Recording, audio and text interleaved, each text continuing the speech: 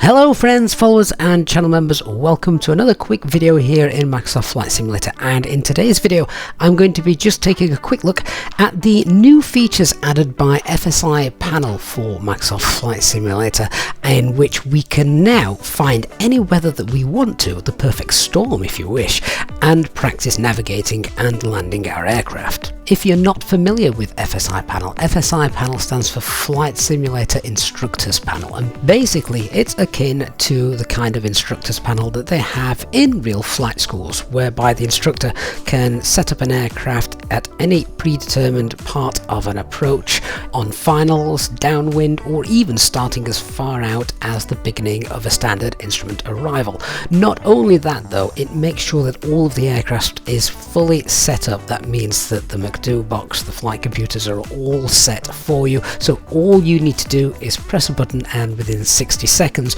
you're ready to start practicing your approach. I do have a more in-depth video about the product available here on the channel, so if you wish, go ahead and check that out. But for now, we're going to have a look at the new feature that's been added.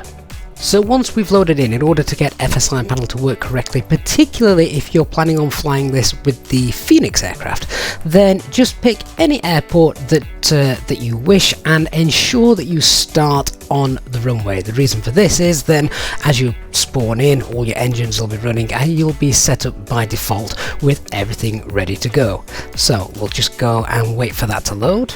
And then when it has, just make sure, again, if you're in the Phoenix, we need to make sure that on the ground page that we've got rid of any chocks and cones, things like that. Otherwise FSI Panel won't work correctly. So we'll go and remove those. There we are. Alright, now we're ready to bring FSI Panel in and check out the new feature. Just before launching FSI Panel, if you want to make things a little bit more realistic, don't forget to go and add some weight to your aircraft. So for instance, we're not going to be flying with 0 people on board. We're on board, for example, and we also want to add a little bit of fuel as well. So just to make it a little bit more realistic and have a little bit of weight behind it, we can just throw some payload on, some extra fuel, load the aircraft, obviously set that instant. We don't want to sit around and wait. That's all done. Now let's have a look at FSI Panel. So with FSI Panel launched, it automatically detects where we are, runway 25 at Newcastle, tells us that it's VFR at the moment. But what if we want to practice our crosswind landings, or if we wanted to check out a auto land scenario without us having to go and tinker and set the weather ourselves in the sim? Well, surely there must be somewhere in the world where there's a great crosswind to go and enjoy. Well, now thanks to this new feature, FSI Panel allows you to search those out.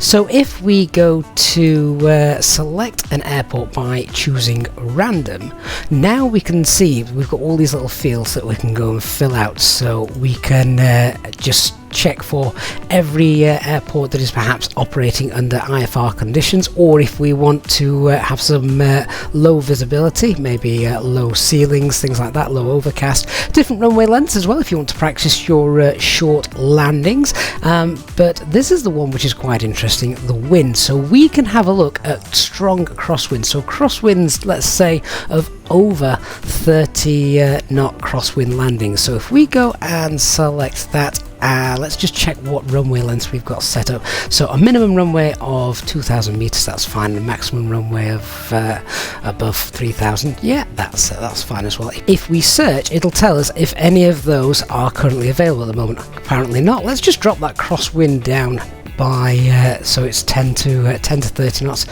See if that brings us any up. There we are. Okay, so we've got obviously lots of different ones we can choose from, and you also get the full meta as well. So we can see here we've got IFR conditions, but if we're doing a crosswind landing, I probably want to just start practicing in VFR conditions. So let's have a look at yeah, let's have a go, and we'll visit Albany International. If I click on Albany, so we've got 4 runways to choose from, either runway 1, 19 or 28. All of those are absolutely fine. Obviously we've got no crosswinds on runway 28, so in theory that's probably the one that is being used at the minute. I don't know, I'd have to go and check. But if we want to practice our crosswinds, then either runway 1 or runway 19 would be the one to use.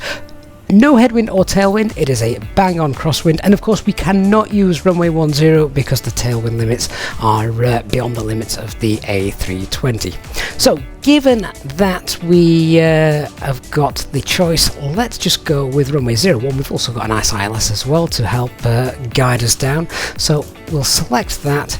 We will choose a nice long final, hit move the aircraft, and then we're going to go set up our approach. Let's do as it instructs. So we're going to set the speed 145, we're going to set the heading to 11, and then once we've done that, just pop 2,600 feet here on the FCU, and then we will move the thrust levers into the climb detent. Okay, it's all ready to go. Let's hold the brakes for 3 seconds. We have control. I'm going to hit the autopilot, let that just capture the localizer and the glide slope. There it is. Here you can see the wind coming in from the left. And now all we've got to do is see if we can actually bring our aircraft down and practice our crosswind landings. When you are doing a crosswind landing, I do recommend starting out on a long final rather than a short final. Yes, it does take a little bit longer, but because of those winds and getting everything just set up nicely in the simulator and a nice long approach in, it's probably going to work out far, far better for you. Okay, let's see how we do with this landing.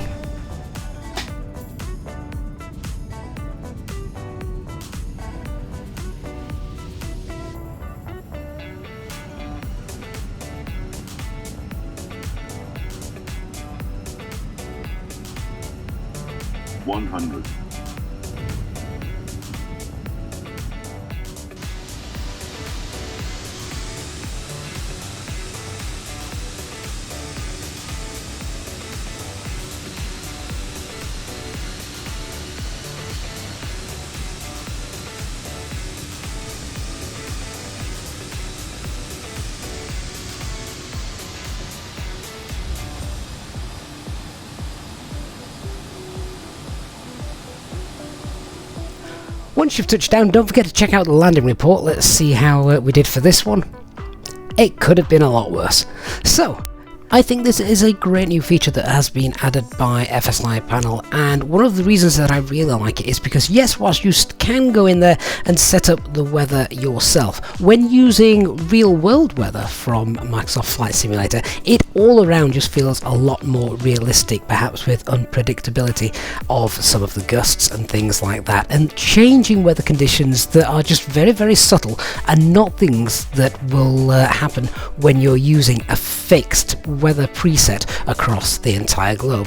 So hopefully guys you've enjoyed this video. If you have, then please don't forget to leave a like, and of course if you are new to the channel, don't forget to hit that subscribe button and turn on the notifications bell so you don't miss any future videos and live content. Thanks so much for watching everyone. I'll see you all again very soon. Bye bye for now.